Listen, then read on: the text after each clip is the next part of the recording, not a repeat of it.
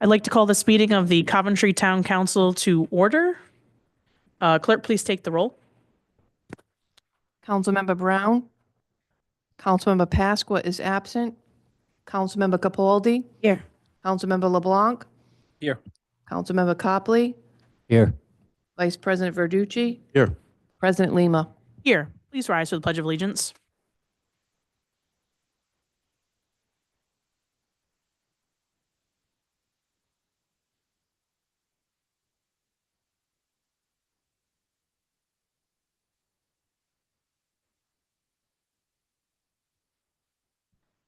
In the event of an emergency, those present this evening can exit outdoors labeled 1 or 2 in the back of council chambers to the back parking lot or front lawn of Town Hall.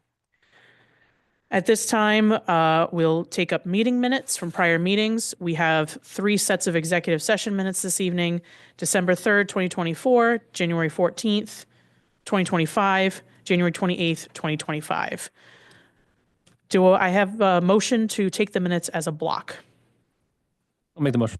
Motion by Councilmember LeBlanc. A second. Second by Councilmember Capaldi. Any discussion? Hearing none, clerk, please take the roll. Councilmember Brown. Yes. Councilmember Capaldi. Yes. Councilmember LeBlanc. Yes. Councilmember Copley.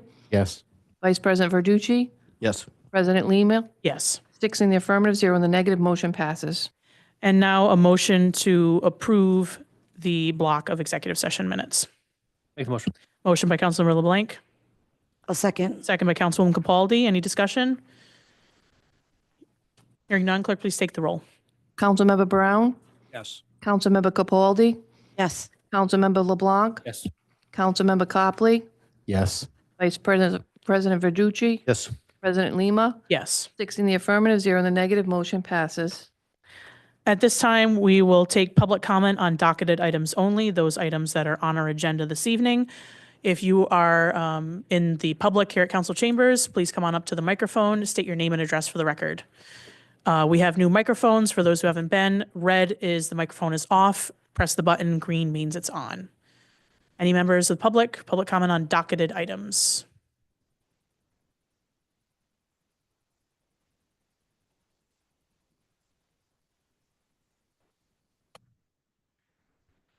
Ooh, look at you. You're the star, Jerry. That wasn't a laughter because I don't look good.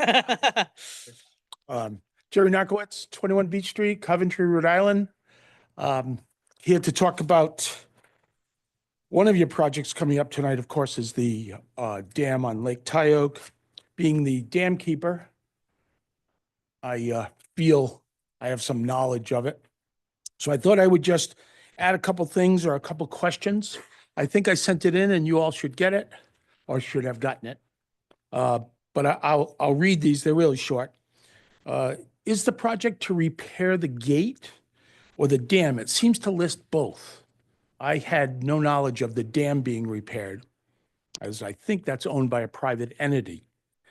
Second thing is, to get onto that dam, you're supposed to get permission of the owner of the dam. I have permission. I've attained that permission over this last couple years. It makes it a lot easier to get on the dam when I can go the direction I go. The contract lists a diver report. Is that report available? And is it available to the public? I would love to look at that, as I've been opening and closing that gate for a long time. I noticed that the design plans will be done later. I had a note in there saying, are the design plans available? I reread through the thing and it says that they are going to be available, or they're working on them now. They're not done as of now. Big question is, the overall design build is $750,000. The ARPA funds available are only $700,000. How do you account for the additional monies? Where's the other $50,000 going to come from? Who's funding that? And I think I have an answer on this one, but it's still in there because what happens when the design build contract reaches the amount and the design build does not meet completion? Is there a backup plan or ideas if that were to happen? It's been on so many projects that situation can occur quite easily. And the last thing that because I'm also the principal of the Lake Tiogue Association, what time of year is this construction going to take place? The lake is supposed to stay full per DEM rule and agreement with the town till somewhere about October 31st. Given emergency situations, I can lower it or keep it high longer. And so if this project is being undertaken in the summertime, how will it affect the lake level? And will we lose the opportunity for a summer because we didn't schedule properly? So those are my only real concerns. If you have any questions for me, I'll be glad to answer them. Thanks. I believe you submitted written testimony as I did. well. At this time, I will take a motion to formally enter Mr. Narcowitz's public comment submitted in writing on the record. So moved. Motion by Councilmember Brown, Second. second by Councilman Capaldi. Any discussion? Madam Clerk, please take the roll. Councilmember Brown, Yes. Councilmember Capaldi. Yes. Councilmember LeBlanc, Yes. Councilmember Copley, Yes. Vice President Verducci, Yes. President Lima. Yes. 6 in the affirmative, 0 in the negative, motion passes. I saw the town manager scribbling as you were speaking. Yeah, let's wait until later. Were there any that you heard that you anticipate you don't have an answer to, or? Okay, all right. Thanks, Jerry. Welcome. Anyone else in council chambers, come forward to the microphone, state your name and address for the record. Moving to Zoom, please raise your hand if you have public comment on docketed items only, those items that are on agenda. Public comment going once, twice, 3 times. Public comment on docket items is closed.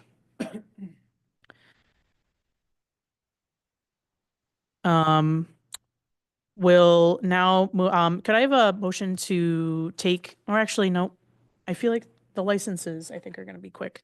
We'll go to licenses. Item A, new Class F liquor license, Knights of Columbus, 341 South Main Street, for Funny for Funds charity comedy night fundraiser at St. John and Paul Church, Coats for Kids, February 28th, 2025.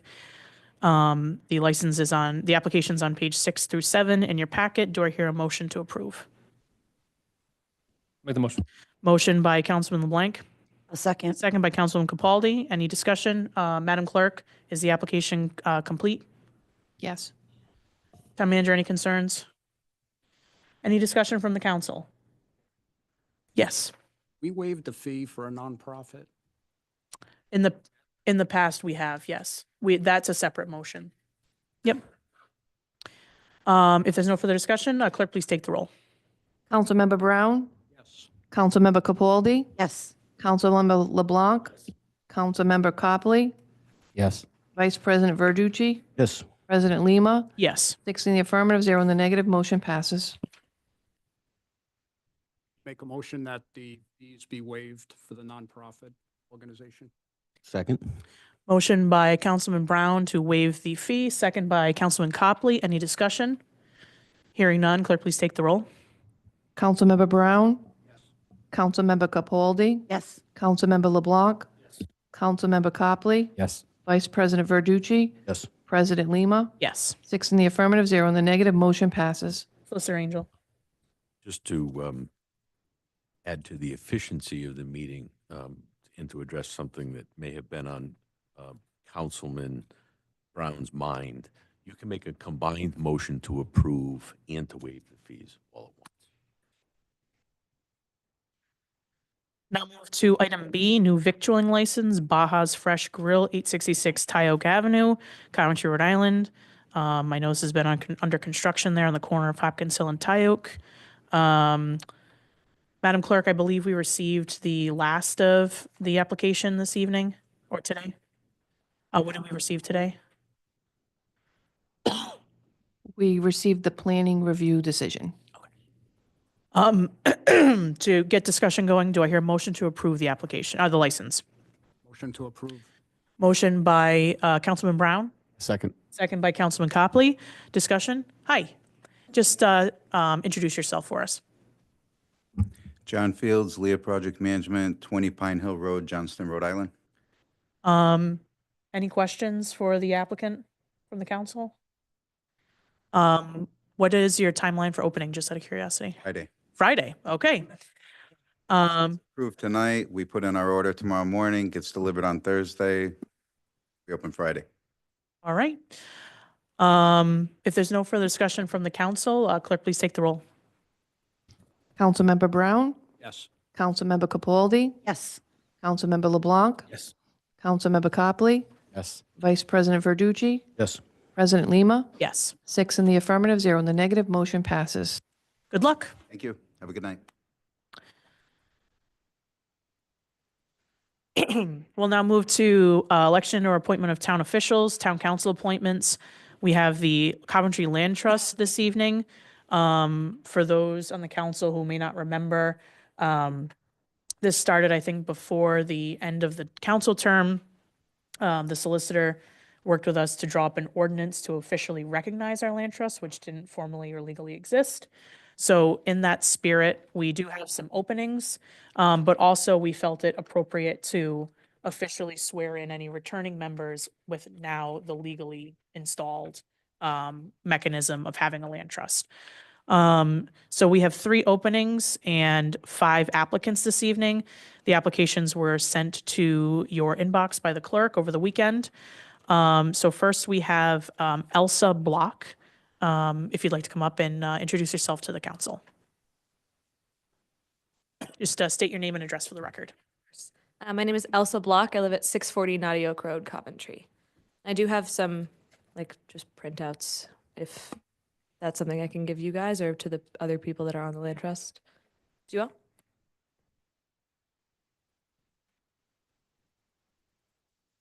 Thanks.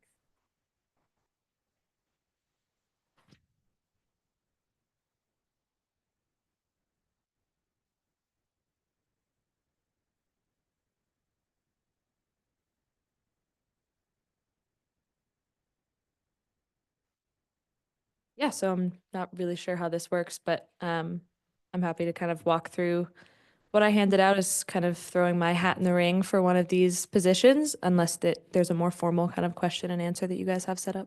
No, I mean, if you just want to introduce yourself in general and who you are and if you want to just in general go over some of your ideas, the public may not have this. So if you just wanna talk about that, of course. yeah, feel free to do that. Yeah. So yeah, like I said, my name is Elsa. I've lived in Coventry my whole life, which I know is not a very long time. I am 22 this year. But yeah, I've enjoyed Coventry's natural resources for a very long time. My family and I, a family member of mine is also applying for these positions tonight as well. So we're really passionate about the environment in this area, in Rhode Island in general. And I graduated from Brown University last year with a degree in environmental studies, specifically focused on conservation science and policy, and a second degree in biological anthropology, which is generally the study of evolution and human sciences. Right now, I'm working as an AmeriCorps education member with Save the Bay, which means I am doing, hopefully people are familiar with Save the Bay. It's a pretty widespread organization in the area. But what I do with them is helping kind of forward their mission for advocacy, creating a fully healthy, swimmable, and fishable Narragansett Bay for all people in this area. So I specifically am part of the education team, doing education for community members, school programs, camps, things like that around the state, as well as at our aquarium in Newport. And yeah, if there's anything else as far as an intro that I can provide, let me know. But otherwise, I'm happy to kind of walk you through the thing I handed out. Discussion, questions from members of the council? Certainly appreciate this. It's great to come with ideas like that. And I mean, based on your resume, it looks like it really speaks for itself, your dedication to the not only the community but the environment and our town's resources. Last call, council? Councilman LeBlanc. Just appreciate you coming out tonight, your interest and your passion on making the environment better. Yeah, thank you. Just being a young person that's interested. Thank you. Yeah, I feel like there's a need, so Yeah, if you have, I can walk through this as well, but if you have any specific questions, just looking at it. Councilman Capaldi? I just wanted to say, when I read your background, I was really impressed. You know, props to you. Keep it going. I hope to. This is kind of the idea of trying to be a part of the land trust here. I think it's, it's easy, especially for people kind of in my position, to get really overwhelmed by all of the things that we feel needs to be done environmentally and for the climate, wildlife conservation, et cetera. So it's really nice to feel like there's a chance for me to do something that I can, physically limit to a kind of town scope and feel like I'm able to help make a difference that is concrete, as opposed to having this kind of overwhelming idea that I have to fix a global issue. But yeah, the things that I just wrote down here, this is, a few of these are obviously more ambitious than others, but I just wanted to jot down some ideas for things that I think could help kind of push forward the Land Trust's mission and what they're able to do for the environment in the area.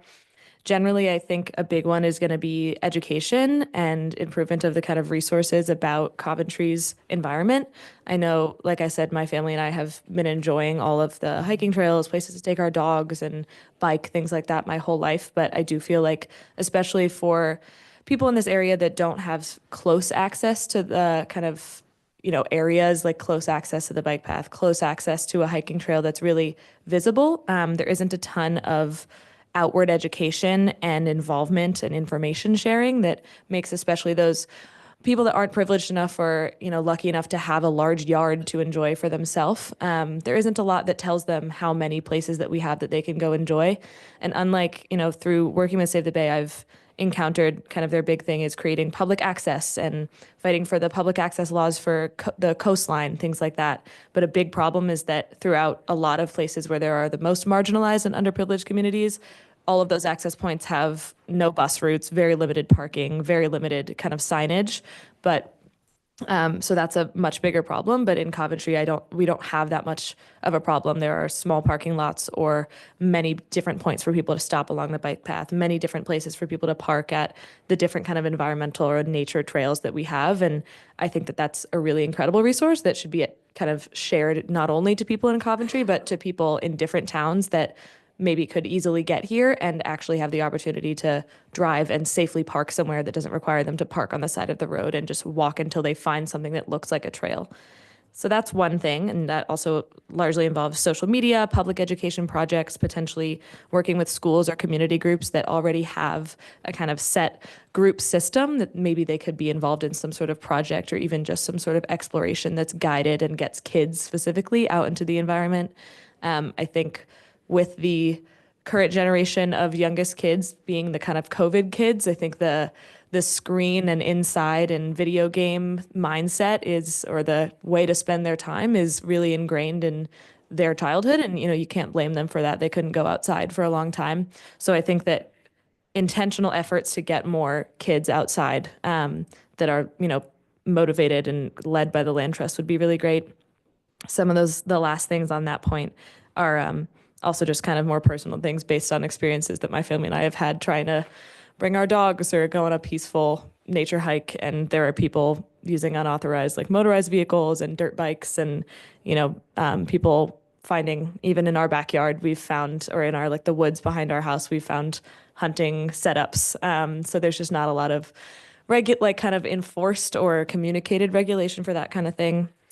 Otherwise, looking into the conservation easements idea, I think that is a really incredible, and I mean, it says it on the website already, but it is a way to make a really big difference, really somewhat quickly as far as environmental projects goes.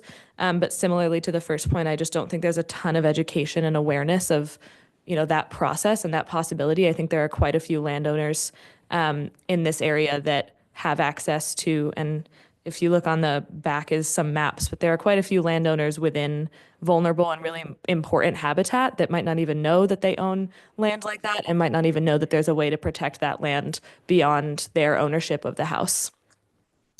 Otherwise,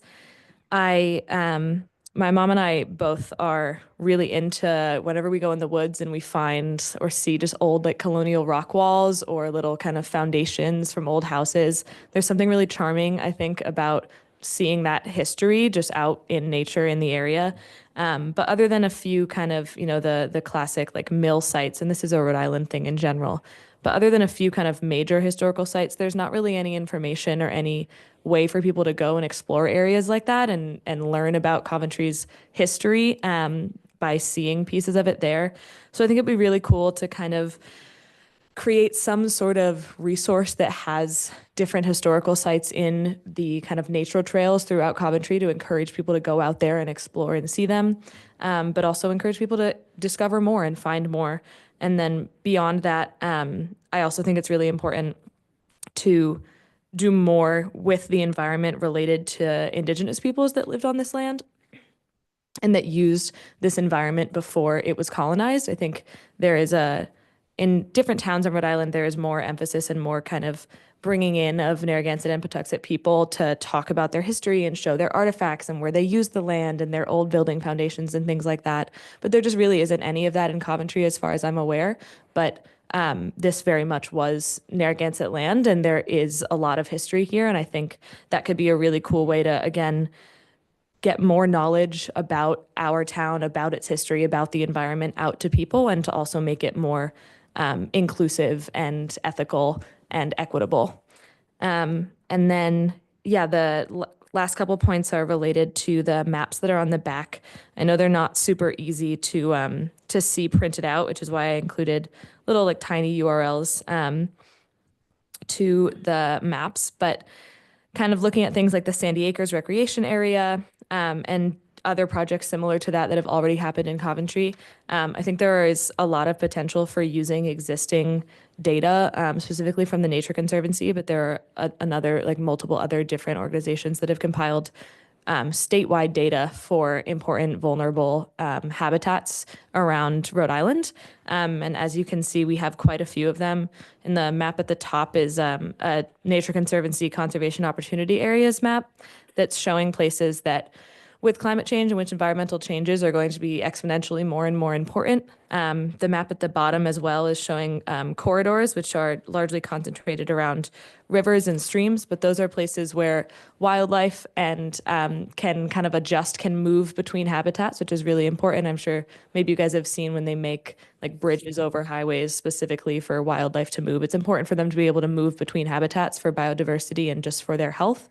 But also with climate change, with changing environments, with more development in the area, it's important that wildlife has places to go and they have places to adapt to and they have new environments to shift to. And we have quite a few areas, climate corridors you can see that are in that red and orange that are important habitats for wildlife to shift to with climate change and with coastal migrations as well. And then we also have a lot of really strong chunks of unfragmented forest, which similarly is really important. Fragmented forest, comes with all the problems of limiting biodiversity, comes with all the problems of moving things that are typically seen as pests into places that are developed. And then we have raccoons, we have coyotes, we have deer that people don't want all around. But at the end of the day, they were there first and we chopped up their habitat and moved it around. But we have a whole lot of unfragmented forest blocks in Coventry that I think the more development that happens, the more fragmented they become. So I think that's a really important thing, is to focus on vulnerable habitats, critical and uncommon habitats, like in the red in that second sheet, but also on places that could easily be preserved as an unfragmented block without necessarily disturbing housing projects, especially when, at least in, maybe not as fast as at least I would like it, but there are seemingly trying to be a few more housing developments specifically for unhoused people and people that don't currently have housing in the state. So we don't want to necessarily limit the housing that we provide, but I think that there is certainly opportunity to focus on already known critical areas and important areas for wildlife and environmental safety without interfering with, human life too much. And then, the very last thing is I want a dog park in the town. That's it. We obviously, want to respect leash laws and want to make sure that we don't have any issues with off-leash dogs on trails, but there's something special about dogs being able to run around free. And again, especially for people that don't have access to a large lawn of their own. I think I believe everybody should have a dog. Everyone should have pets. And I think it's really fun to have a place in your town where they get to spend time and run around and be off leash, but also interact with other animals and also create community for the people that go there. Because again, that's the last thing for me is that while I've lived here my whole life, I just haven't felt like there are a ton of places for me to really meet other people and get to know people in the town over common interests, even if it's something as simple as wanting to take my dog to a park. So yeah, that was long-winded. I apologize for that, but that's me.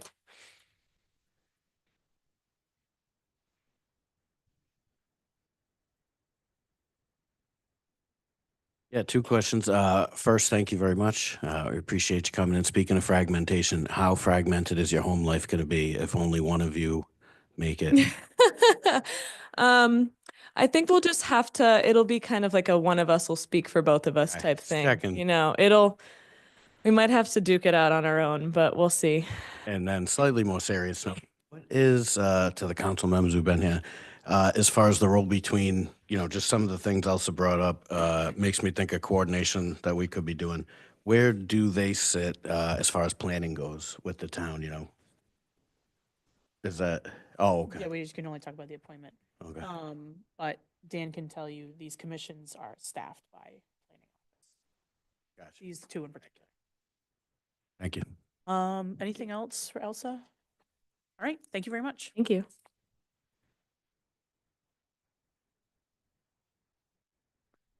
Next, I apologize in advance. Please tell me how to correctly pronounce your name. Chenoa Cahoone? Are they on Zoom, Cody? Our screen is off up here. Okay. Right. Jenna Cahoone going once, twice, 3 times. All right. Next we have Gerald LePain. Gerald here. Gerald going once, twice, 3 times. Joan Cartier. Cartier. Joan here.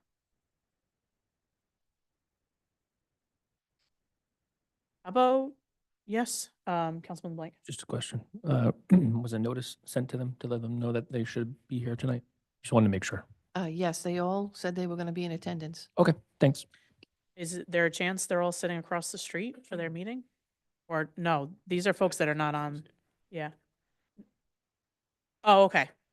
Okay, got it. Okay. And lastly, how about Justine Johnson? Hey, 5th time's a charm. Evening. I'm Evening. Justine Johnson, also live at 640 Tiogue Road in Coventry. And just if there's any like conflict of interest or concerns or anything about having 2 family members on the same organization, I gladly step back, and my daughter's got the passion and the education behind her. And honestly, I'm interested in serving, but not as committed as she is. Remotely offended. So in any case, I am a veterinarian by training, emergency and critical care specialist. I co-founded with my husband Ocean State Veterinary Specialists, which we owned until 3 years ago. I'm still working there though, but starting to think about possibly retiring in the next year or two. And my next step in my life is going to be investing my time causes I care about. The environment's a big one. I have served on a private school board before, so I learned a lot about being on a commission or a council or a board and how to be one of a group and having a united voice at the end of a difficult conversation. Enjoyed that a lot and look forward to meeting. So I also don't really know very many people in Coventry, honestly. I work in East Greenwich and there's not a lot of gathering places here in town, so I'm interested in meeting some of my neighbors. Questions for Ms. Johnson? Nope. All right. Thank you very much. All right. So we have 3 openings, a 3-year term, a 2-year term, and a 1-year term, and 5 applications. So for those who make a motion for an appointment, just indicate which term, however many years that person be attached, or you can say opening number 1, opening number 2, opening number 3. I'd like to make a motion for Elsa Block for the 3-year term. We have a motion from Councilman Brown, I'll second. second from Councilman Capaldi. Discussion? Hearing none, clerk, please take the roll. Councilmember Brown, Yes. Councilmember Capaldi, Yes. Councilmember LeBlanc, Yes. Councilmember Copley, Yes. Vice President Verducci, Yes. President Lima. Yes. 6 in the affirmative, 0 in the negative, motion passes.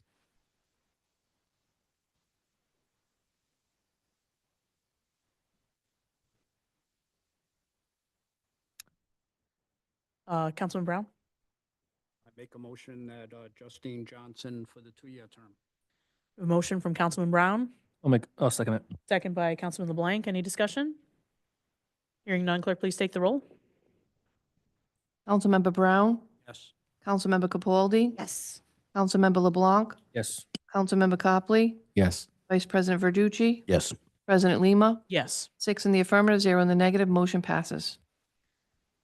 What's the pleasure of the council? I don't want to make assumptions about the folks that didn't come tonight. I know I was sick for 2 weeks. I know others have been, I mean, it could very well be that they just couldn't make it here, didn't feel, I don't know. I don't want to make any assumptions. I would say you're welcome to make an appointment based on the applications they submitted, or we can leave this final opening unfilled and offer the opportunity for them to have another chance. So whatever you guys want to do. Councilman Capaldi. I think they should come in and so we can meet them, not just on paper. Because they were here. They did great. Yep. I think we should see the others if they want that last 1-year term. Okay. Councilman Brown? I did score them 1 through 5 and Okay. came up with a ranking schedule, so I do have an order. Okay. So I could vote based on their resume, and they don't have to be here, but I do understand Lisa's comment that, maybe they should be here, but I did rank them. Okay. Any other comments on how you want to proceed? Councilman Blank. I would like to see them in person if possible. So I'd like to try to give them one more shot. Sure. Okay. All right. So with that being said, we'll move on to swearing in of land trust members. We have existing members, Jenna O'del, Lynn Carlson, Linda Brennan, Rosemary Carmody, and now we have Elsa Block and Justine Johnson. Are we really swearing in? Do we have the language? All right, let's do this. No, they're here. Let's do it. Let's have fun. All right, so if folks from that I just read off could come to the front of the room, just stand in front of the podium in one line.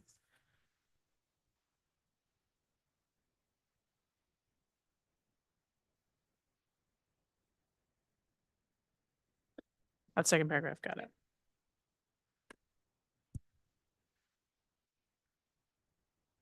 Be like Steve last year, the pond.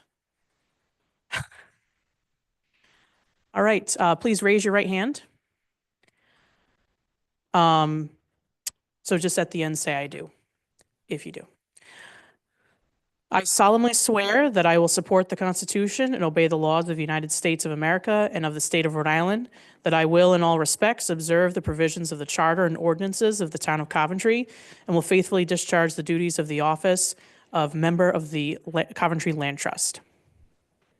Congratulations, thank you.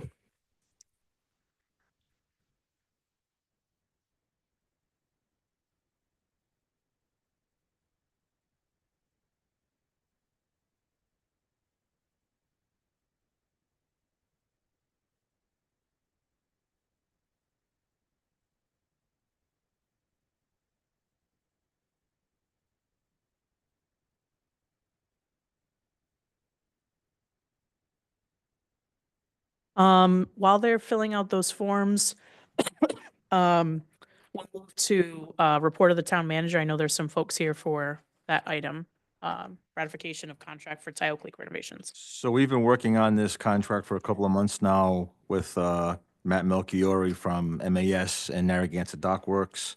The contract's in front of the solicitor now for review. Basically, it is to rebuild the Tiogue Lake gatehouse and the gate, along with the piping that runs underneath Tiogue Avenue. All of that infrastructure is in very poor condition based on the investigatory report and dive report that the town received from the contractor. As you know, we have $700,000 set aside in opera for that, and there's also $50,000 in the revolving capital fund that the council approved 2 years ago for renovations to this. So that's where the $750,000 comes in. The design build is to hopefully get this whole project done with that price tag. We have no extra funds currently, so we've kind of told them that, and they feel confident they can rebuild that whole structure within the year and almost 2-year timeframe. Has to be done by December 31st of '26. The goal is to start construction October this year, with completion in the spring of '26. Mr. Narkowitz, did he hit all of your questions? Yeah, sure. I know you're a VIP on this issue. Come on up. Jerry Narkowitz, 21 Beach Street, Coventry, Rhode Island. Yep. I heard you answer the one on the 7. I didn't know about the 50,000. Sorry. Just make sure you're speaking to the microphone, Jerry. I put it on. What do you do if it's not, you're going to start in October? The goal is October this year. So I'm required to keep the pond full for October unless there's a reason, either you give me a reason or DEM gives me a reason. We can work through that. And so somebody has to tell me, and I'm sure lowering the water level makes it easier for the constructability. For sure. So, and how do we make sure we're going to be okay for having the pond to fill up? Like I've started to fill it up already at this point, a little worried about rainfall, and although it appears we don't have a problem, but when do they anticipate giving me the okay to close the gate and allow the lake to fill up? I don't have a firm date right now. I think it's going to be based on construction, how construction goes, if there's any roadblocks or any things that come about that we're not prepared for. But the goal is to get it done fall into spring, so we're ready for the full season. I generally need to start filling it up in February to make sure that I'm guaranteed a full pond. We can work through that, whatever that time frame is. I mean, So- if February is more important, then we may have to close it earlier in September then, depending on what that Jerry, construction is. we can talk the operations separately. I just want to keep it to the contract because Sure. that's how it's Okay. listed on the agenda. On the contract, it says you're going to be working on the dam itself. Besides the gatehouse, you're going to be doing the dam. No dam. All right, maybe I misread Just that. the gatehouse and the Okay. gate itself. And do you have permission from the owner? Not yet. To get on the dam, not yet. Okay. I think that's everything I had. Okay, thanks, Okay. Jerry. Thanks. And so you said that the solicitor hasn't reviewed the contract yet? As it now, we're just waiting for the council to ratify it, and then we'll move forward. Solicitor Angel. I have reviewed the contract. The form contract is fine as it is. I just want to see the final contract with exhibits. It's a form prescribed by the American Institute of Architects. I'm familiar with it. I've reviewed this particular one, and it's fine. So council can vote on the form of the contract. I don't expect it to change significantly because that's the benefit of AIA documents, but would like to see the integrated final with the exhibits. I'm sure that'll come along in due course, but it's good to go. Any discussion on the contract for the town manager? Oh, Vice President Verducci. Just one question. I'm not sure if it exactly pertains to the contract. I didn't see it in that. Is there any anticipation of changing any road configurations? We're just going under? Under, obviously DOT is going to be notified. We are going under a state road, but there should be no changes to the road itself. Thank you. Any further discussion? With that, is there a motion to ratify the Tiogue Lake renovation contract? Motion to approve. Motion by Councilman Brown, A second. second by Councilman LeBlanc. Any discussion? Hearing none, clerk, please take the roll. Councilmember Brown, Councilmember Capaldi, Yes. Councilmember LeBlanc, Yes. Councilmember Copley, Yes. Vice President Verducci, Yes. President Lima, Yes. 6 in the affirmative, 0 in the negative, motion passes. Moving to report of the solicitor, we have a couple items this evening.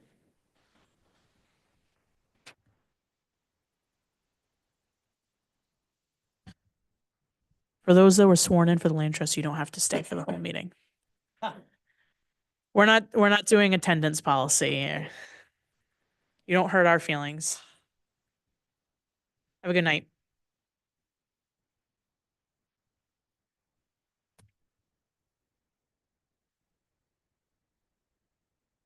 So tonight, I distributed to the council members for their benefit, which is essentially the draft dam operations permit. And I say draft because this is what you see is the second iteration or the first one that's been issued to us. There'll be another one issued to us based on some changes that have been requested by DEM as of Friday afternoon when it came in. So I know that in the past, there have been some questions about the historical water levels, if you will, in the pond.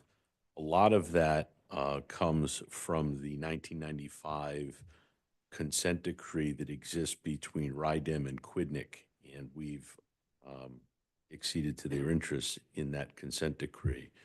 So my goal here is to get the permit issued in final form, and then whatever amendments need to be made to the operations of this. It's interesting to me, I think if you look at the documentation that we've submitted, and we really have submitted quite a bit of documentation to them. You know, there's an application, there's a locus map, there's an operating plan, there's a variety of other documents that we needed to create as exhibits to the actual application itself, and they're recognized in the permit. They're not here as an exhibit because, well, it's not finished yet. It's not what they sent us. But in any event, this permit is in effect.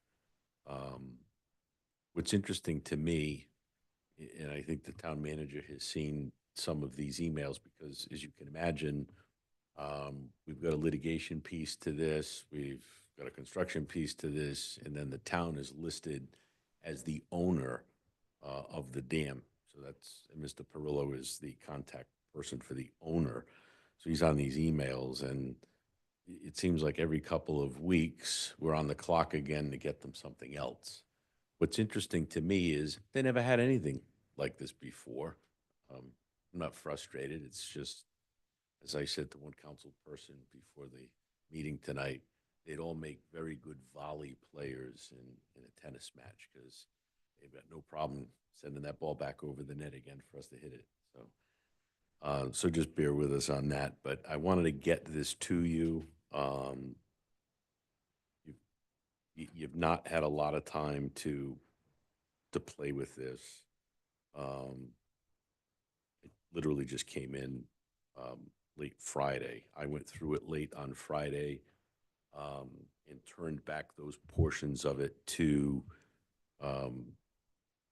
GZA for their input relative to the operating plan itself. And yes, there were some typos in their document, so we'll be pointing those out to them. So that's the status of the dam operations permit. I can't imagine that you have questions on that, but if you do, I'll take them. Any questions for the solicitor on the dam operation permit? Also, on Friday, received the GZA report on the repairs. So the public may be aware, and the council may recall, that the repairs were done in 2 phases. And we're going to go through them tonight because I have the cover pages to the report with artwork to show you. Everybody likes pictures. So we'll go through that in a minute. The full report itself is really quite long. There are some schedules to it. We'll be looking to release that report in total to the town. It came in on Friday. It's been reviewed. The repairs were done. The essential high points are that the repairs were done.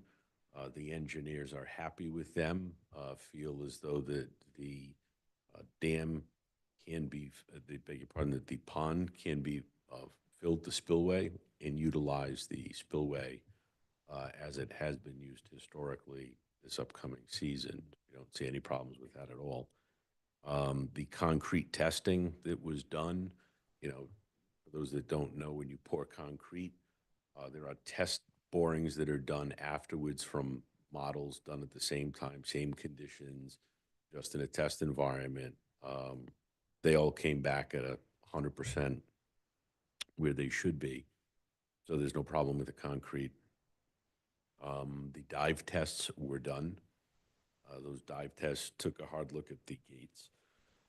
There was one gate that was obstructed. That's been cleared. There was no damage to the actual gate itself, but certainly the incessant use of the gates over the last 4 years or so with prior ownership has worn them a bit more than they ordinarily would be worn.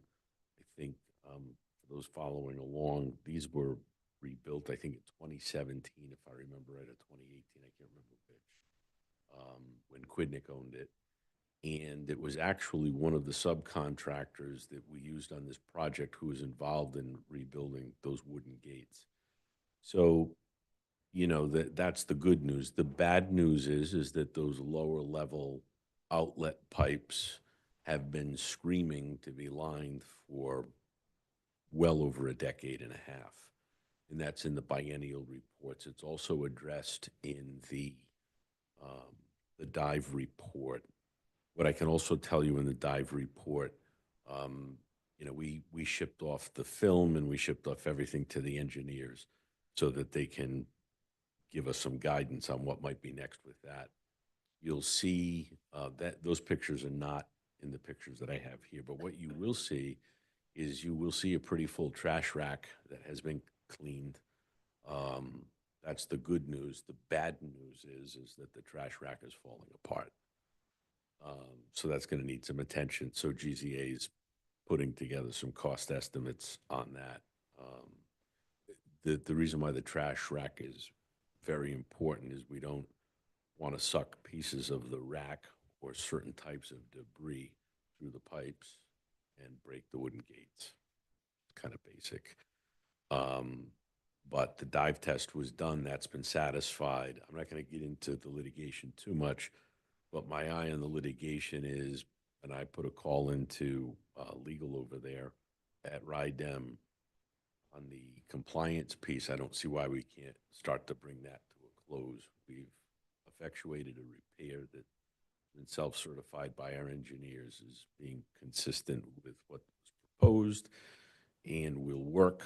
The dive inspection was done and shows some low-level outlet gates that need attention, same kind of attention that's been called for in a decade and a half without imminent failure on the horizon, but they need attention. Trash rack's been cleaned, so, you know, I'd like to work with them to see what we can do to put those hostilities to rest with respect to the action that they instituted against Social Holdings and we inherited. So that's where we are on that. Before I go to the artwork, does anybody have questions? Vice President Verducci. Just one, as far as order of operations go, is the intent here to get the recommendations from GZA and then do another procurement to make the fixes, or? That's more of a longer range fix. And we're certainly going to report to the council on it and work with the contractor to, you know, put some numbers, you know, to those items. That's really what the mode is at this point. That. No. And it's certainly not something that we're being compelled to do. by RIDEM.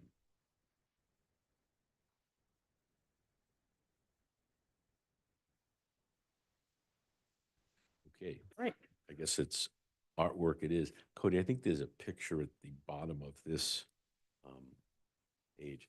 So you can see here that this is the area right under a capstone where the magic jumping rock fell out in the first week of April in 2024. Most folks haven't seen that up close. So I think it's Cody. I think we're 1, 2, 3 more pages in. I think we have more artwork to show, which is the trash rack.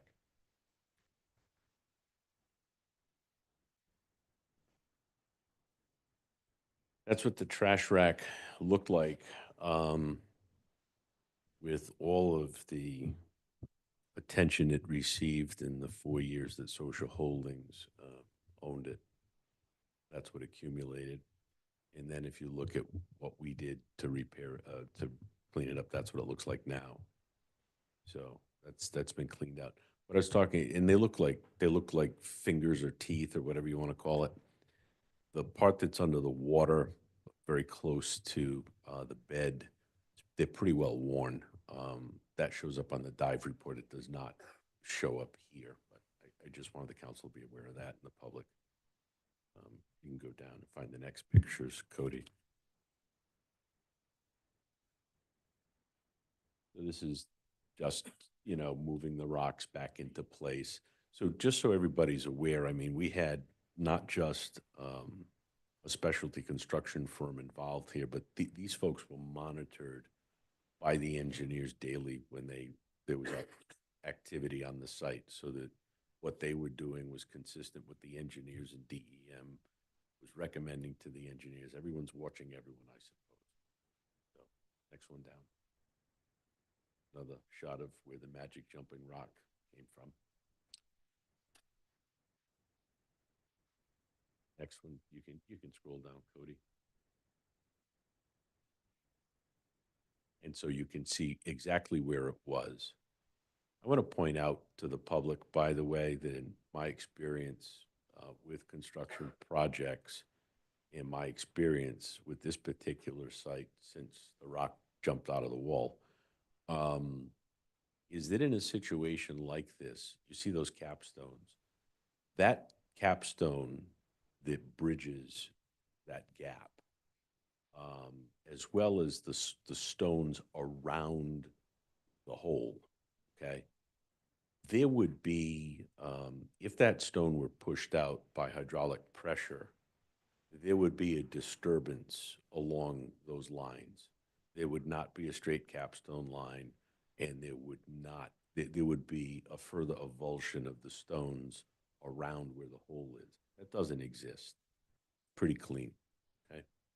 So I just want to point that out, because I know there's been a lot of BS out there. I want to make it abundantly clear that that's my non-engineer opinion, but certainly my experience in this area. I can tell you that stone just would get pushed up by hydraulic pressure. So anyway, you go down, Cody. Thank you. This just gives you a different perspective of some of the growth and some things in the spillway area, and where basically where there's the downstream discharge. Go ahead, you go further down. That's sort of, what they had set up to, surveil the divers as they look through the lower level outlet pipes. I mean, it's really a very sophisticated operation, quite frankly. So I would suggest more sophisticated than the diagnostics that have been done here before. You can go down, Cody. So now we kind of get into some of what the repair looks like. You can go to the next one down, Cody. So that's your magic jumping rock hole, and what they do with very special high strength hydraulic cement. And you might say, well, geez, why are you using cement instead of granite? The scientists will tell you that this is actually stronger and more binding than chinking granite stones in there. So that's why this was used in layers to be done. That hole was entirely filled. You'll see that coming up. Go to the next one, Cody, please. This is just an example of the capstones and the cracks that were actually filled. And the next slide, Cody, if you please, will show a line of these stones that were filled. And you can see the work that was done. You can go down. You can keep going. Now this shows an area that was there are certain areas that were of concern where the face of the dam and spillway come down and rest on bedrock. That big piece of stone to your right is actual bedrock. That's not going to go anywhere. That'll be there long after none of us are here. But in areas like that where you have a lot of little stones, they need to be pinned back into place. And in a few areas, we really did pin them back into place. That was more the phase 2 part of the repair when these folks were in the, and I say folks, the engineers and the construction people were in the riverbed doing their work. They had made some field observations and given us some thoughts to say, well, we're here. So what about we really, make sure that this thing can take water without any kind of a problem? And part of that, I have to be candid with you, was me beating them with a stick, because we have a dam further upstream, 176, which is definitely troubled. And for some reason, that dam should lose its ability to hold back the impoundment at the Coventry reservoir. That water would rush into Johnson's Pond, and if it happened in the middle of a weather event, you could potentially send, 5 feet of water at one time right over those capstones in the spillway. And if, for those of you who've ever been in that riverbed just south of the dam face itself, if you picture 5 or 6 feet coming over the top of that and you're standing in the riverbed, that's a hell of a lot of water. And I just told them, I said, you got to make sure that this dam can take a punch in the face if for some reason we're in that situation. So that's why we did the phase 2 repair. You can go forward, Cody.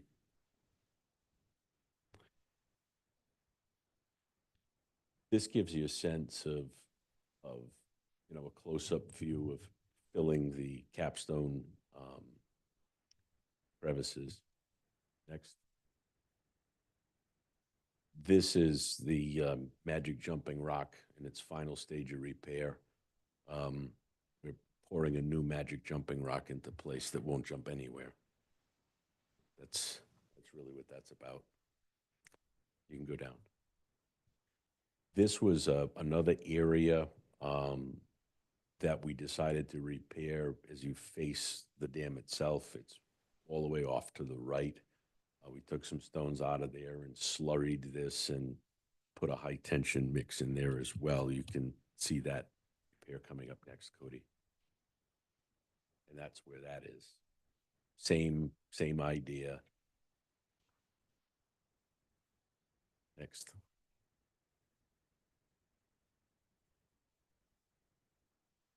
This you can keep going. This just illustrates the process of the work and supports the observations in GZA's final report made to DEM.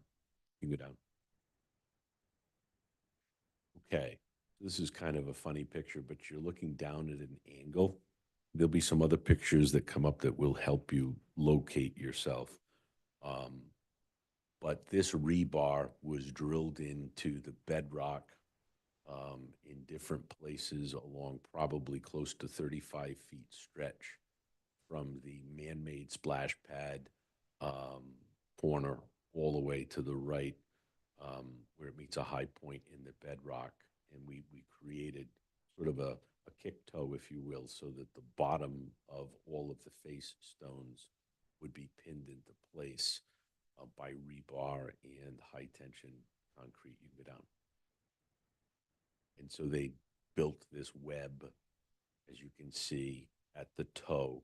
And this runs, you know, quite a ways away, and you can see the form being put into place. You know. And that gives you a perspective starting from the right and moving towards where the bucket is in the picture, begins that man-made spillway area. You know. You get you get a sense of what they did. Keep going.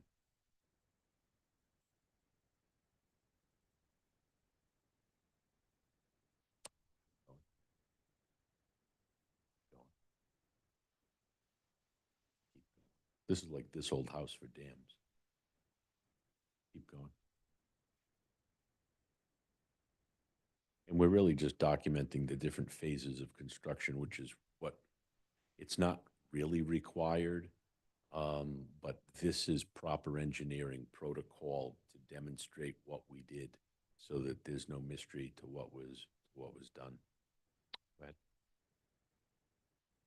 And so you can see where that gentleman is with his blue construction helmet. He really is almost armpit high as he stands on a piece of bedrock in the natural splash pad area. And to his left is the elevation of the man-made splash pad. And so you can see where that repair runs from that corner off to the right. You go down, Cody. You go down. And down. And down. And down.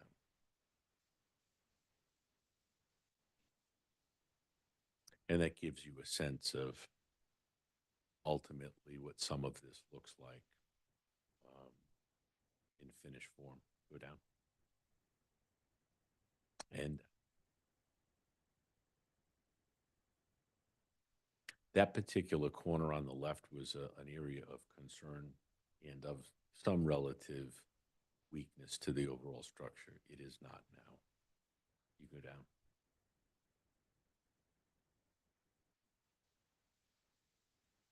And then you get a sense of the whole length of the repair, where they, if you look to the right, there's a finished concrete piece, and if you look to the left, there's a piece of cured concrete, and then that was built in the middle to bridge the two and tie them together. So it's really quite a long toe that was constructed there. It's not an insignificant piece of work. Next. And you get a sense of really how deep it is too. Next. Next.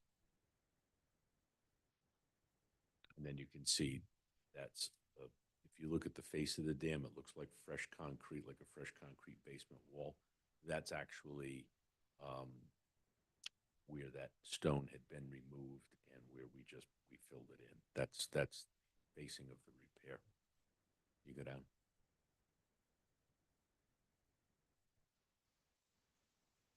And you get a sense of what it looks like. Can you go back to that one, Cody? So if you look at that, off to the left is the corner where the man-made splash pad is. It begins the run from left to right of about 35 feet to make a man-made toe. Then you get a sense if you follow the capstones along and you see it kind of looks like a piece of concrete that's shaped like the state of Connecticut, and that's the repair where that V-shaped stone was. Go down. Just a longer version of it. You can see it. And I think that might be. You go down, Cody, in case I'm wrong. So that there's anything else terribly interesting. Those are all heated blankets, by the way, that you may recall, I'm sure you do, that the weather was starting to come in a little bit in late November. So, and that's it. So there's been some talk. It's in the order from DEM that they had wanted us to do a dye test prior to allowing us to go to full pond. We're not proposing that that dye test occur. It's just the engineers and construction people, even anybody who's going to need practical sense. The face of this dam is designed to weep water. It's not going to do you any good to put dye upstream and see where the hell it goes, because it's going to weep through the dam. It's better to certify the repair and move on and put the pond at full pond. So there's a schedule by which this will be raised incrementally, as it has been historically in the season, and get the full pond with the intent of sending water over the spillway. And I think right now they're looking for us to get there by the end of May. So the end of May, we'll be sending water over the spillway. Questions from the council on dam repairs? All right. Okay. I left at your places, not for discussion, the economic benefit and impact and lease payment schedule for the solar array. So I want to make sure that you had that. Before we get to the redevelopment authority, I know that item C says status of dam 167. It was really meant to be dam 176. That's probably my error. At your meeting later this month, we'll be bringing in Fuss and O'Neill, who are the engineers assigned with the task of helping us with dam number 176. They're going to have a pretty comprehensive presentation on where things stand and where we need to go. So I just ask that we make room in the agenda for that. I just wanted you to be aware on that, and I apologize. I would have gone a little deeper into it tonight, but that's essentially what's going to happen. You'll get a presentation on that, kind of what you're in for. And I can give you some reasonably good news where that's concerned in 2 weeks.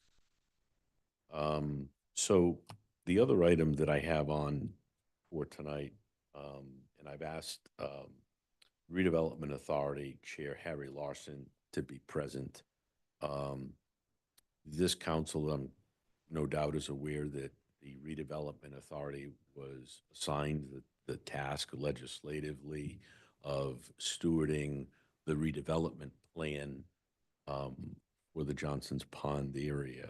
Not the dam itself. The only thing the council transferred to the RDA for work was work on the redevelopment plan itself. So we've been working with GZA. I'm going to invite Chairman Larson to come up and share progress on that, and to give you a sense of where things stand with respect to GZA's engagement, what's being talked about, and when the council will be involved. I know that council members, I know there's a comment item on the agenda tonight from Councilman LeBlanc relative to public access, which is a key component of what the council had wanted to do here. And it's a key component of the redevelopment plan. So, we're going to talk, the RDA and the council are going to meet jointly, really before anything is done by GZA, and they'll give you a full sense of what the community outreach is going to look like. And I'd invite the chairman to come up and share that with you.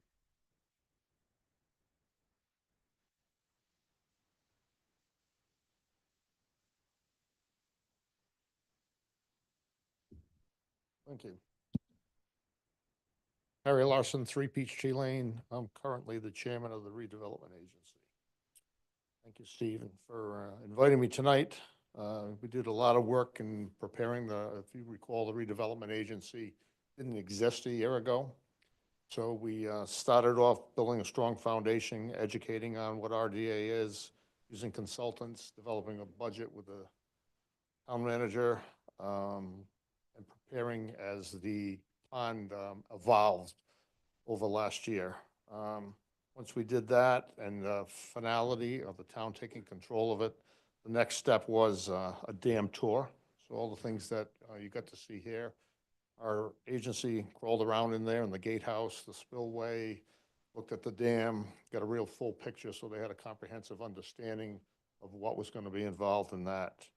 The town planning also supplied us detailed maps. We have a perfect overview, so the members really understand on that.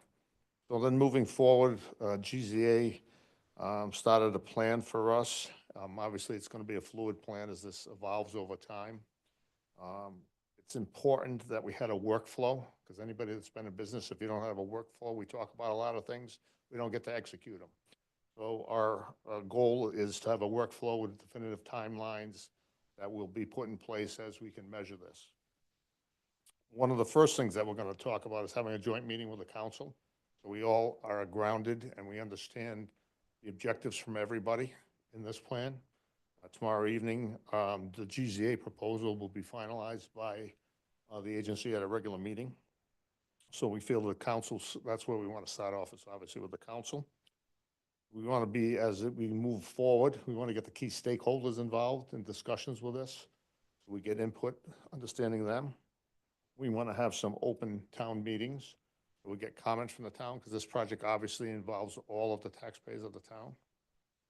We want to have a goal of a website, so as we move forward, that the residents can get on and actually see what's going on, so they have an understanding all the time, so we don't kind of get into this he said, she said, everything, so that would be in there as well. So the real, at the end of the day, we want to have full transparency as we move forward in this. Any more high-level details you'd like me to go into at this point? Any questions for the chairman? Vice President Verducci? Are we planning on making these public meetings or, at least broadcast or, the same format as? Absolutely. Yeah, well, I appreciate you saying that about the access and the sharing of everything, so thank you for that.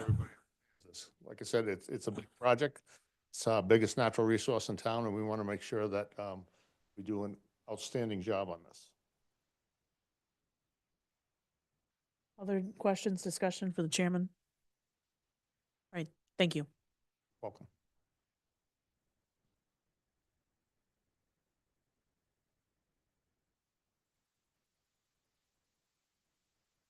We'll now move to resolutions of the council. Item A, Resolution 2025-11 to approve a purchase of a F-450 dumping rack truck in the amount of $86,898.50. It's on page 46 in your packet. Do I hear a motion to approve the resolution? Make the motion. Motion by Councilman LeBlanc, second by Councilman Brown. Discussion? So this is a dump truck that's been put in ARPA for the Parks and Rec Department. They've located one off the state MPA at Tasca. So we're looking for approval to make the purchase using ARPA funds. Discussion from the council? Hearing none, clerk, please take the roll.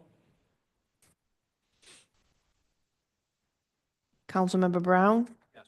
Councilmember Capaldi? Yes. Councilmember LeBlanc? Yes. Councilmember Copley? Yes. Vice President Verducci? Yes.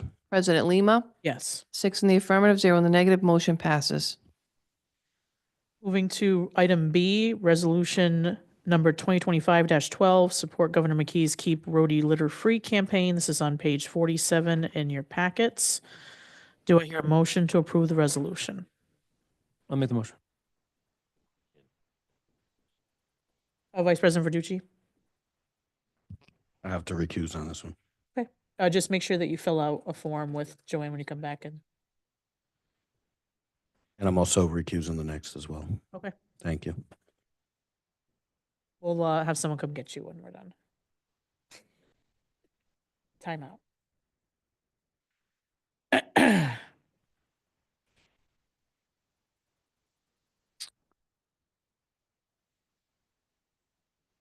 All right. Do I hear a motion? I'll make the motion. Motion by Councilman LeBlanc, Second. second by Councilman Brown. Discussion, Manager Parrillo? So the governor's office is asking all 39 cities and towns to support his litter-free campaign by passing a resolution in support of it. This has been an ongoing pledge that he's had for a while now. He and his wife have been really pushing this hard, and they're looking for every city and town to show their support by passing this resolution. If I'm not mistaken, I think we passed this resolution last year, and we also do a very comprehensive Earth Day cleanup every year anyway, so we already kind of fulfill it. So it's just a good gesture to the governor's office. Any discussion on the resolution? Hearing none, clerk, please take the roll. Councilmember Brown, Yes. Councilmember Capaldi, Yes. Councilmember LeBlanc, Yes. Councilmember Copley, Yes. President Lima, Yes. 5 in the affirmative, 1 recusal. Motion passes.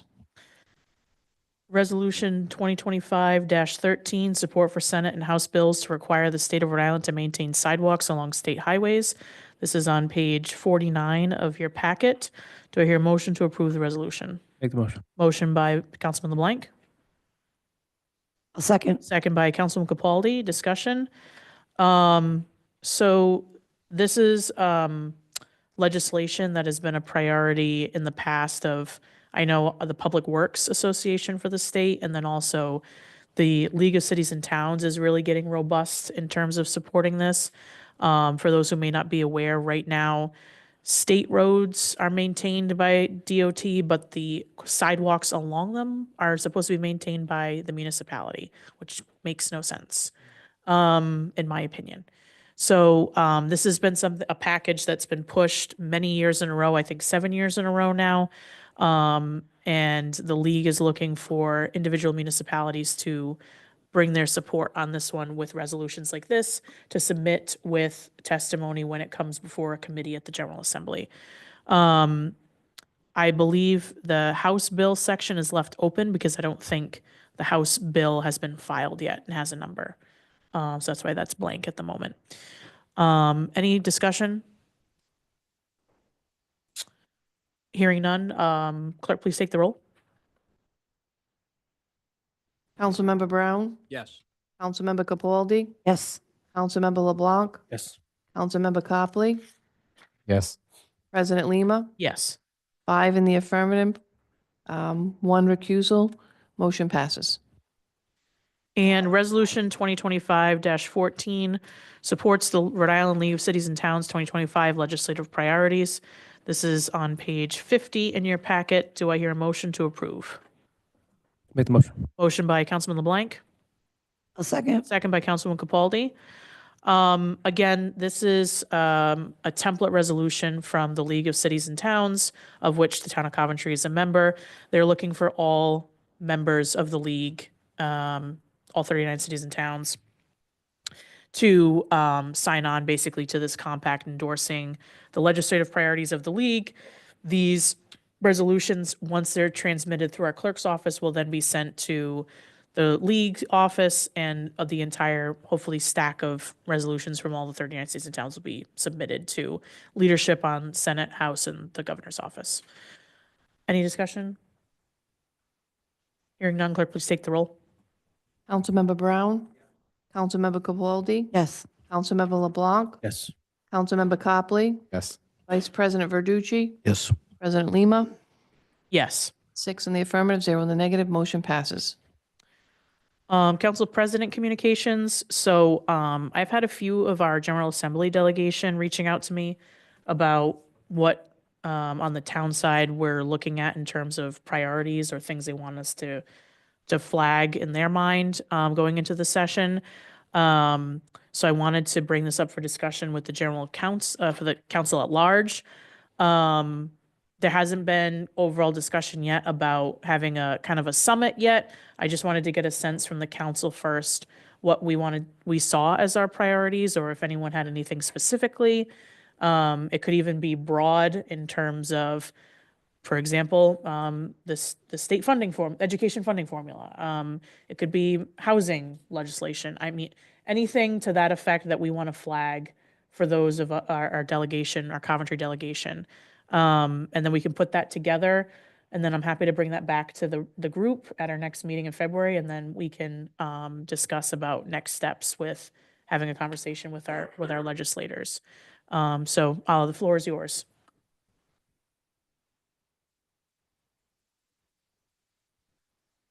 Vice President Verducci. So, the two that you mentioned, I think, are actually two that I would have brought up.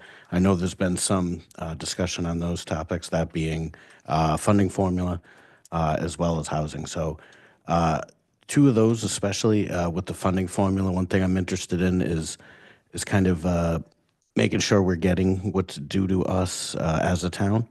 Just looking through some of the presentation of some of the numbers and what's in there now. I'd like to just kind of see where we stand and then what that looks like going forward. And then, as it relates to that, these two kind of go hand in hand.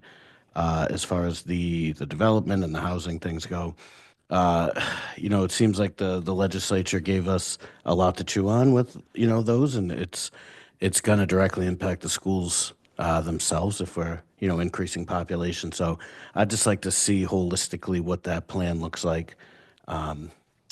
To keep a funding formula, but also taking into account, when that funding formula was made in 2012, we didn't have the zoning and planning caveats that have recently been added. So be interested to see how those would play into the formula, and then kind of ensuring that as we move forward, when the state takes these things under consideration, they carve out as many of the unfunded mandates as they can, obviously. I know that's something we're all facing, so. Right, and there was an education funding forum by the league on Friday. That was kind of a part two to a previous discussion. And I mean, in general, it's the same song and dance on the criticism there, which is if you're a community that's struggling, you get more state aid. If you're a community that's financially well managed and a well-run community, you get punished in terms of state aid. So, but I think that's a valid point when it comes to how does the new housing legislation and those new regulations, impact the housing side of the formula. Other priorities? Councilman Lake. Mainly the funding formula would be one of mine, but I also wanted to just bring some focus on a bill that I know that Representative Reed, Noré, and Serpa are trying to pass. Rep. Reed actually discussed it with me. It's related to electric vehicles and their batteries. I don't know if Councilmember Brown can talk about it, but I do know that there were several fires last year related to electric batteries kind of causing fire. So I just wanted to raise that because I fully support it, and I think that we should as a council too. But I don't know if Councilmember Brown has any comments. What's the bill number on those? Do you have them, Gene? It's the House is 5193. So today I wrote a letter of support that's going to go before the committee tomorrow as, fire chief in Coventry. We've had several lithium-ion battery automobile fires and small lithium-ion batteries. So it's a real problem. So this bill will basically be voluntary, that they can, when they register a car, they'll get a sticker. It can go on your garage door, and it also will become part of a registry that the cities and towns and fire districts will get that information, and we can keep that on file.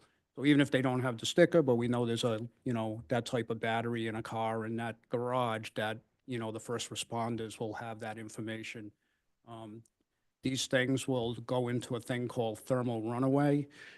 They take hundreds of gallons of water to put them out. They are extremely unbelievable. There is a way to deal with them, but that's a story for another day. But I did write a letter of support today, and it got put off to that. It got sent to the state today for Representative Earl Reed and Noré and Serpa. Councilman Lake. Thank you for those comments, Councilman Brown.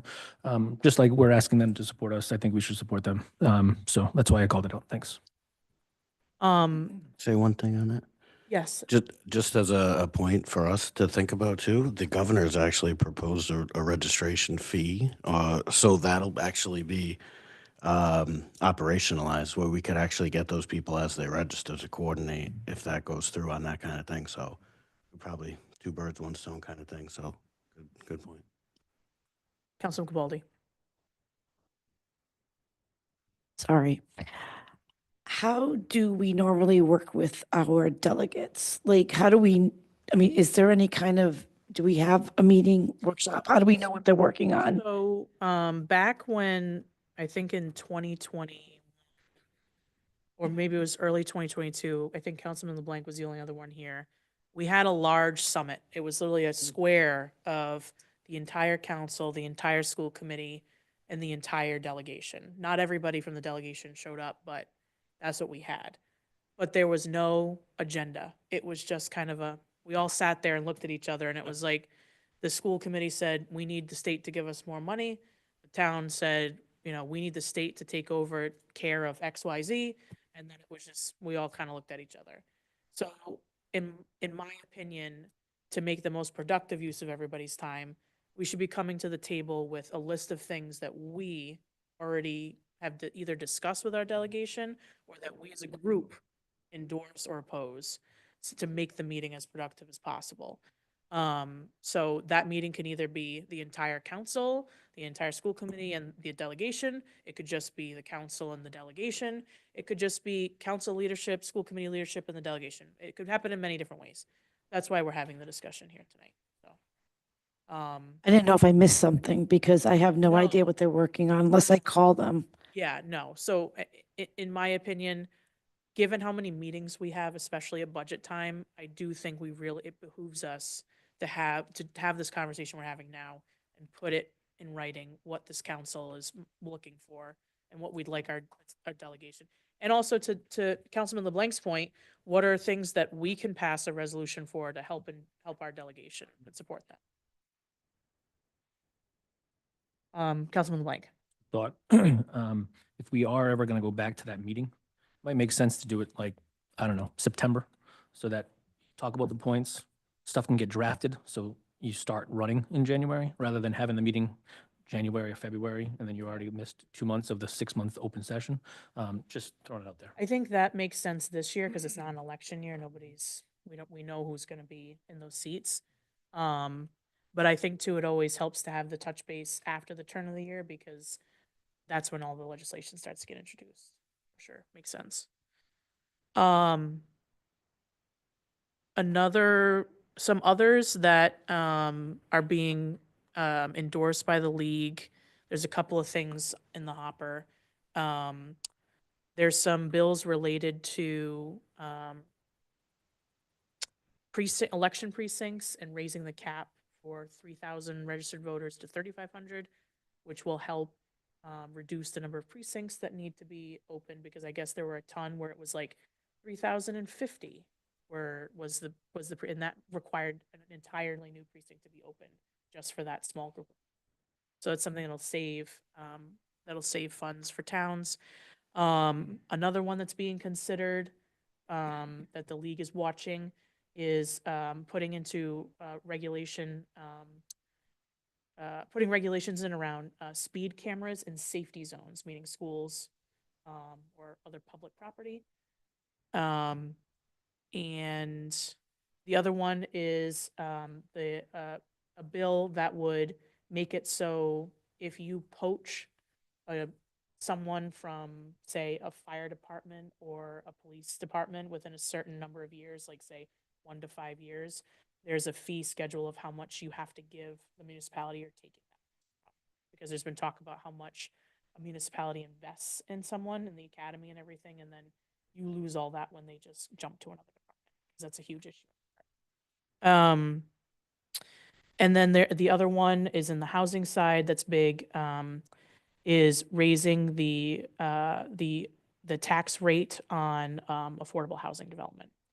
So that one's another one. The other one that hasn't flushed itself out yet, but we should pay attention to in Coventry is there's a bill with respect to PFAS.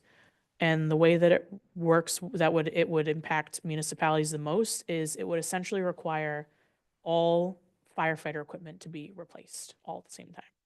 So the league is considering that an unfunded mandate. And we know that equipment is expensive. I know the council. The number that's out there is 12 million to buy one set for every firefighter. Yep. State of Rhode Island. Yeah. So the league is watching that closely. That bill hasn't flushed itself out, but that's another one. In terms of the education piece, There's a Blue Ribbon Commission meeting with the Rhode Island Foundation to basically pull together their demands for what the new formula should look like. The big piece is that we believe is going to get done is statewide transportation getting completely redone. Whether that all transportation costs move to the state completely, but also revising the statewide transportation zones and how much districts pay for certain students to be bused elsewhere, which we know is a huge cost. So, but I've got here education funding, the housing legislation and how that affects the funding formula, and then the EV vehicles. Dan, could we do a resolution to support the House version? I don't know if there's a Senate version of that one. Maybe you can connect with Jamie or Frank on that.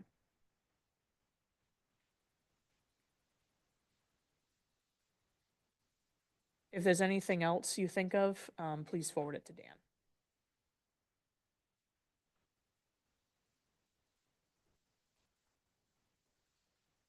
And if there's no other discussion on that item, I will toss it to Councilmember LeBlanc. Thank you very much. So the next agenda item is just discussion on public access to Johnson's Pond. This topic is near and dear to my heart. The only reason why I supported the resolutions from last year, which were resolutions 2024-03, 2024-37, 2024-42, was solely on the fact that we were going to give public access to Johnson's Pond. And what I mean by public access is new public access, not the ones that kind of somewhat exist. We have some boat ramps at some campgrounds. I'm talking about a town-owned public boat ramp with parking, with facilities, with a beach. That's the type of public access that I'm talking about. I've received many calls, many emails about a resolution from last town council meeting stating, why are we even discussing additional expenses when we don't have public access to Johnson's Pond, when we don't have real public access to Johnson's Pond? And then we all got an email on January 28th from one resident that said, how about you make it a discussion at a town council meeting? That's why I asked for this agenda item. That's why I'm talking right now. I essentially have one question that I just want answered, and I don't know if anybody else has any questions, but ultimately, is the town council responsible for ultimately deciding where public access is, or is that the RDA? So I don't know if Solicitor Angel can answer that question. Yeah, I mean, I think that's really part of the reason for the joint meeting, right? That was discussed under my report with Board Chair Larson. The RDA is going to work through the details of putting together the plan, and there are various points along the way where the council has to give its approval. I mean, that's the only way that these things happen. It was suggested by the chairman and myself at the last meeting where we were talking about that workflow and that schedule, that aside from looking to the council for various points along the way to give approval, but get the council's input up front so the council can see the full scope of what the public meetings are going to look like, what the work sessions are going to look like, and at what points along the way, the council will want to have its eyes on that, whether you have individual members that appear at meetings or there's another joint meeting, whatever the case may be. That's sort of the point.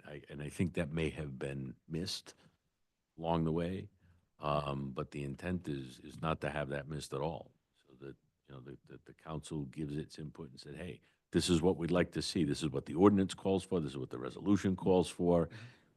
Now, give us a menu of options and get back to us.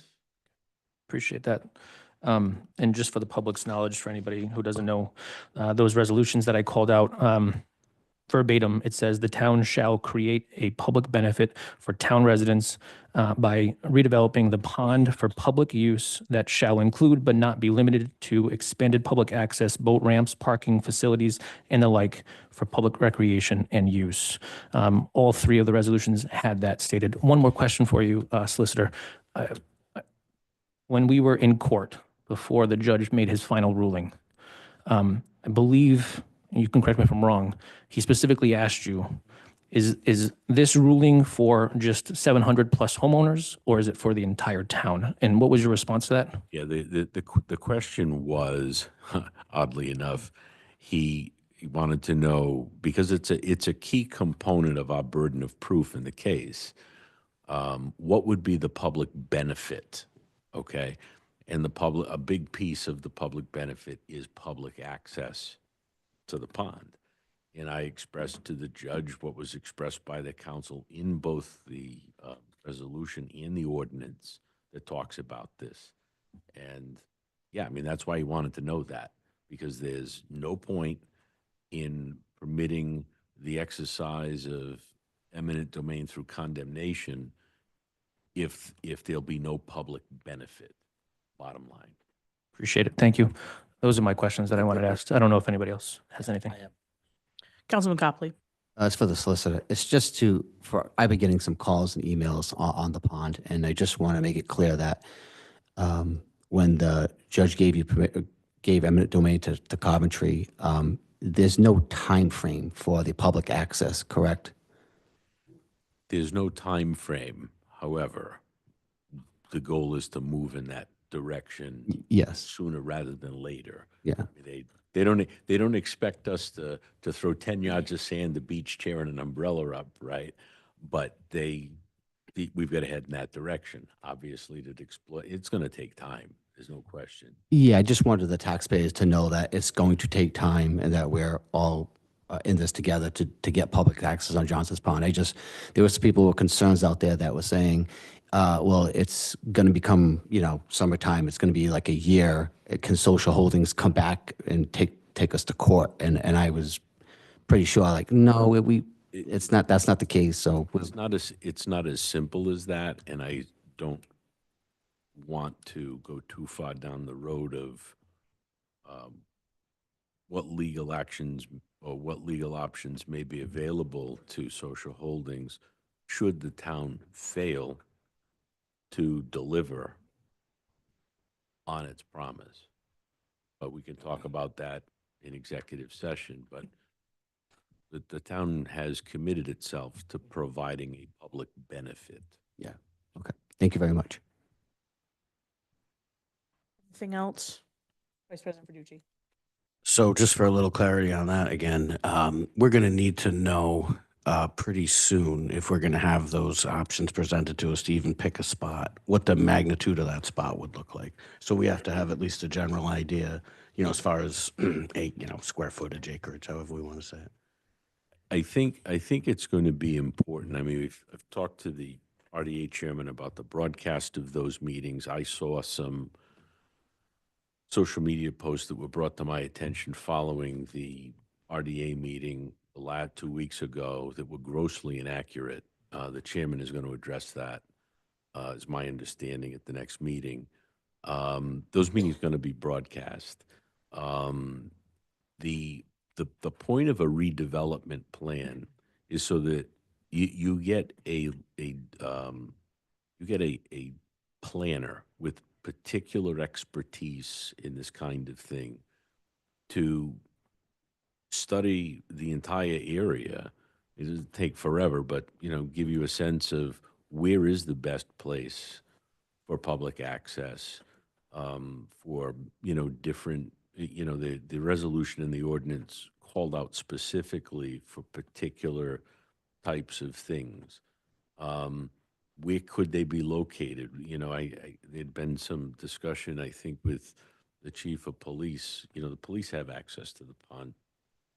Would that be part of that facility too? I mean, it's really part of an overall approach. And if the council looks at 3 or 4 options along with the RDA, and council says, we like B rather than A or whatever, I'm sure that's a discussion that will be had. But there are decisions that are legally and clearly within the hands of the RDA, but in terms of funding and if land needs to be condemned or designated, that's clearly in the hands of the council. They don't have that power. So does that help? Absolutely. Thank you. Anything else on this topic, the council? All right, with that, I believe we're on to public comment for undocketed items. This is for anything that's not on our agenda this evening. Just come forward to the microphone, state your name and address for the record.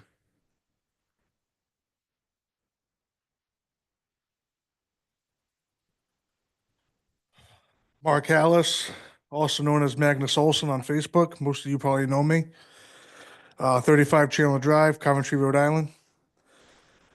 Good evening, council members, fellow residents, and distinguished guests. Thank you for allowing me the opportunity to speak tonight on 3 critical issues directly impacting this town's financial stability and moral responsibility, increasing the tax exemption for 100% disabled veterans, the lack of financial accountability that has led us to the current crisis here in Coventry, and restoring Coventry's credit rating. Let's begin with the issue of fundamental fairness and gratitude. Our 100% disabled veterans have made immeasurable sacrifices for our country, sacrifices that go way beyond the time in uniform, and have given their health, mental health, and their mobility, and in many cases, peace of mind that defend our freedoms that we hold dear. It is unacceptable that we as a town are not doing more to support them. Currently, Coventry offers a tax exemption, but it is not enough significantly to alleviate the financial burdens of our disabled veterans face. Many of our neighboring towns offer higher exemptions, demonstrating, public speaking is not my thing. You're doing great. You're doing all right. Many of our neighboring towns provide higher exemptions, demonstrating their commitment to those who served. Increasing this exemption is not a charity, it is a duty. It is a small way to repay those who have sacrificed so much. By raising the exemptions, we will help these heroes keep their homes, provide them with financial relief, and uphold the values, respect, and gratitude that our town should embody. The cost of this increase is negligible compared to the immense benefits it provides for those who have already given us everything. Financial management. While we discuss fiscal responsibility, we must also confront the lack of financial accountability that has pushed Coventry to the brink of a crisis. Mismanagement, unchecked spending, and failure to plan for long-term financial stability have left us with a precarious position. We cannot afford to continue down this road. The residents of Coventry deserve transparency. They deserve to know where their tax dollars go, and we find ourselves facing budget shortfalls. There must be stricter oversight, regular financial audits, and consequences for reckless spending. We can no longer allow financial decisions to be made behind closed doors with little regard for the long-term well-being of the community. Restoring the credit rating. Perhaps the most financial issue we face is our town's declined credit rating. A poor credit rating affects everything from our ability to secure loans for critical infrastructure projects to the overall reputation of Coventry as a well-managed town. Without solid credit rating, we pay higher interest rates, lose out on investment opportunities, and ultimately burden taxpayers even further. Restoring our credit rating should be a top priority. This means implementing sound financial policies, cutting unnecessary expenditures, and ensuring every dollar spent is accounted for. We must also work to rebuild trust with financial institutions, rating agencies, showing them that Coventry is committed to fiscal responsibility. The path forward requires both compassion and discipline. We must take care of those who have taken care of us, our veterans, while also holding our local government accountable for its financial missteps. We must demand change, demand transparency, and demand a future where Coventry is financially stable and thriving. I urge this council to take immediate action, increase the tax exemption for 100% disabled veterans to provide them with financial relief they have earned, establish stricter financial oversight to prevent further mismanagement and ensure responsible budgeting, take decisive steps to restore our credit rating so that Coventry can regain its financial standing and move forward with confidence.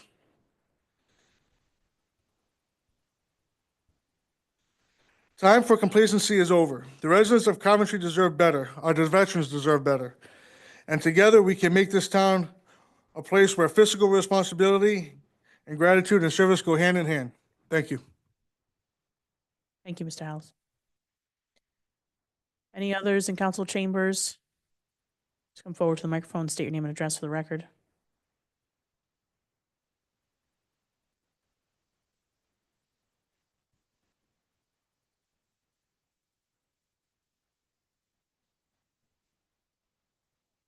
Steve Riley, 5 Osprey Drive. Just to hit on what Magnus was offering, I do hope that Councilman LeBlanc is successful in implementing this financial oversight that I recently saw posted as in the charter itself as a means of reining in spending and such. So I thank you to that. Getting back to, if I could just address Johnson's Pond again, my apologies. I've been talking about this till I'm blue in the face, but the last council meeting and the CRA meeting, I submitted 2 letters. Does anybody have any questions regarding anything that statements I made or anything along those lines? Okay. Basically, Johnson's Pond was created under public use doctrine for economic development by a quasi-public corporation. It's irrefutable. So my problem is that this council could have the opportunity to address with the court right now under this condemnation case, because the town of Coventry condemned it as private property to turn it into a public use. And that seems to be where this mission creep is going, and costs.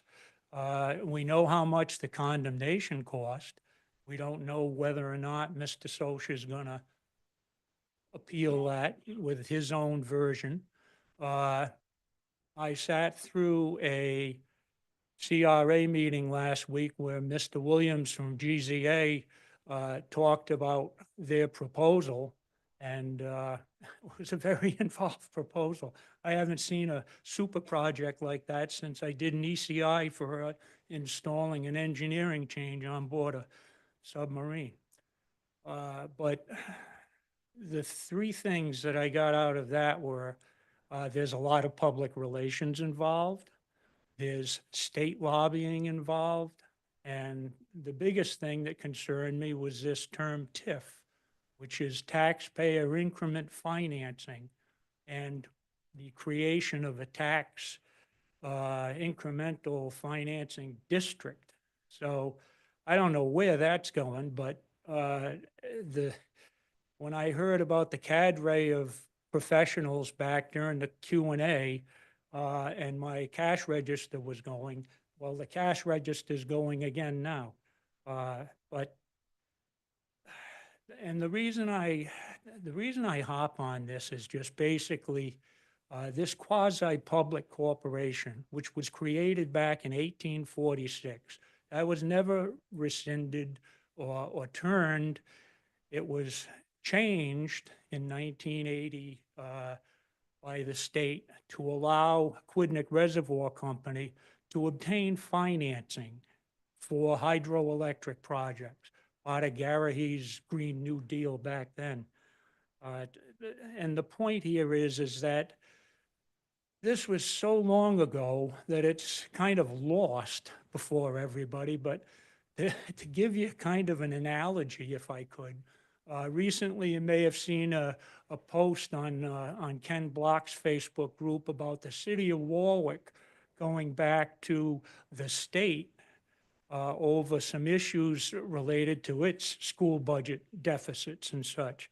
And the reason that, Ken Block took a big instance, I looked at it, and curiously enough, there are 36 towns and cities in the state that have home rule charters. There are 2 that have what are called legislative charters. And if you go back to that, Warwick being one of them, right in the first 2 sentences of their charter is body corporate and politic, which is this municipal quasi-public And that has a lot of bearing on where we go. So really, let me draw this to a close and just maybe direct this to Solicitor Angel.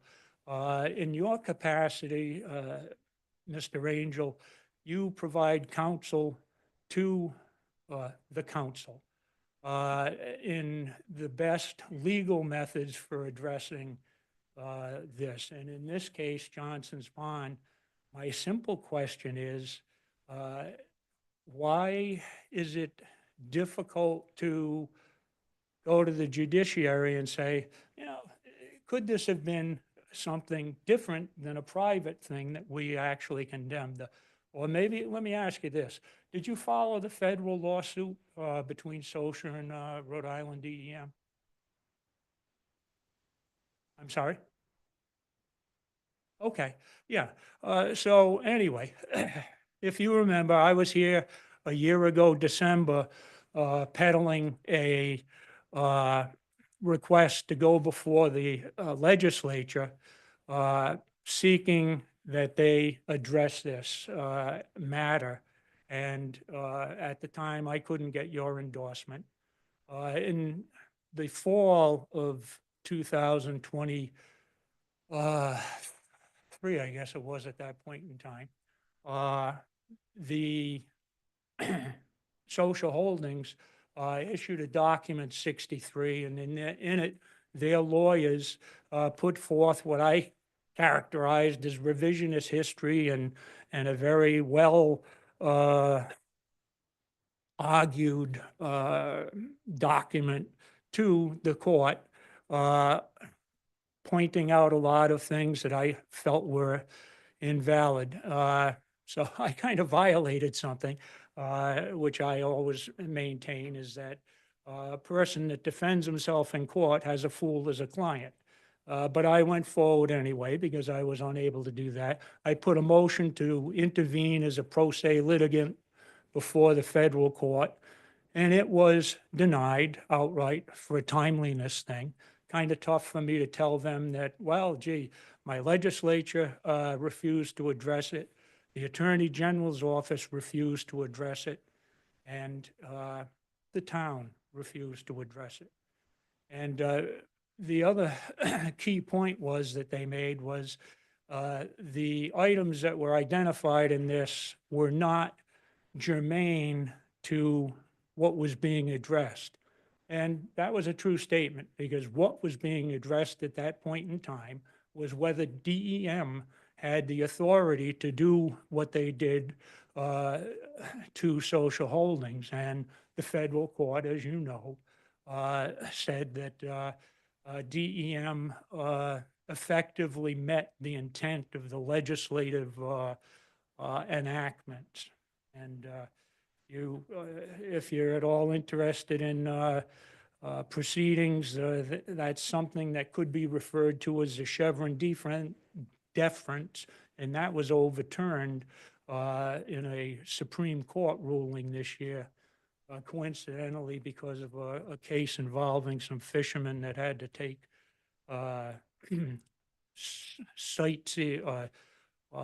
NFMS people on board to make sure that they fished well. So I would hope, I would be happy to make that available to you, that you might consider an amicus before the court to get this resolved. If nothing else, you know, dress me down here and just say, you're wrong because A, B, C. I would appreciate that, because I feel that my research is irrefutable. And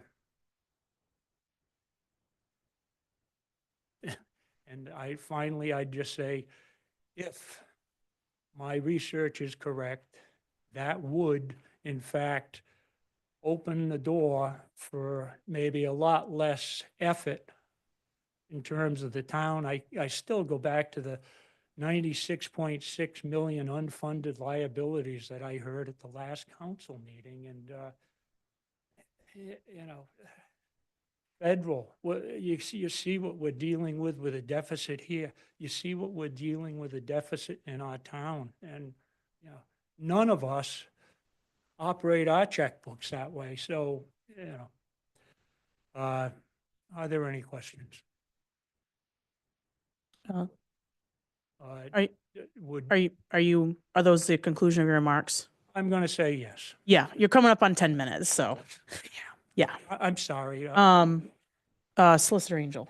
So just a couple of points, rather than, we have to be careful not to have a meeting within a meeting in terms of the Open Meetings Act. First of all, for everyone's edification, Coventry operates under a home rule charter. We're not state chartered. We are not a quasi-public corporation. We are a municipal corporation. There's a difference. The condemnation suit is no longer ongoing. We won. We own Johnson's Pond. And as to the federal suit, the gist of the federal suit was that the state had passed a law through the General Assembly. Social Holdings challenged its constitutionality. The federal court disagreed and said that the law was constitutional, and an appeal has been taken to the First Circuit Court of Appeals. That lower court ruling will not be overturned, or I will eat my legal pad. It just won't. And so that's really what I have to say. And overarching, I think this council knows the council is in charge of the dollars and cents that get spent on issues. There's no question about that. My job is to recommend the best possible legal strategy to achieve the goals of the council. And we've done that in this particular instance. And I believe we've recommended the right strategy. And that's the path that we're on. That's all I have to say. All right, thank you.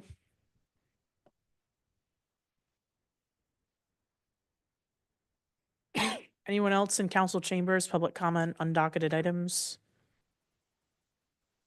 Members of the public on Zoom, please raise your hand. Public comment on undocketed items. Public comment going once, twice, 3 times. Public comment is now closed. And I will now entertain a motion to adjourn at 8 p.m. Make the motion. Motion by Councilman LeBlanc. Second. Second by, excuse me, Councilman Capaldi. All those in favor say aye. Aye. Any opposed? The chair votes aye. We stand adjourned.